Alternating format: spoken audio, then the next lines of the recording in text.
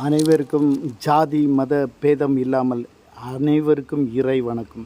பாருங்க, 2-3 வசனங்களை தான் நான் சொல்லிகிட்ருக்கேன். ஜெப வாழ்க்கை, ஜெப வாழ்க்கை, ஜெப வாழ்க்கை. பாருங்கள், ஏசப்பா எப்படியெல்லாம் இருட்டோட காலையில் எழுந்து போகிறாரு, இரவு முழுவதும் ஜெபிக்கிறாரு. எப்படி ஜெபிக்கிறாரு? முழங்கால் படியிட்டு ஜெபிக்கிறாரு, முகங்குப்புற விழுந்து ஜெபிக்கிறார். அடுத்தது மத்தேயு 26:39 வசனம், மிகுந்த வியாகுலத்தோடு ஜெபிக்கிறார். அடுத்தது லூக்கா 22:44, அதாவது உருக்கத்தோடு ஜெபிக்கிறாரு.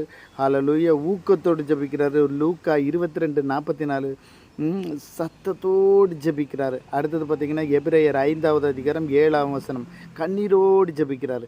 அடுத்தது பார்த்திங்கன்னா எபிரேயர் 5வது அதிகாரம் 7வது வசனம். அடுத்தது பிதாவின் சித்தத்தின்படி மத்தேயு 26:42. பாருங்கள், அவர் நமக்காக ஜெபிக்க பிதாவானவர்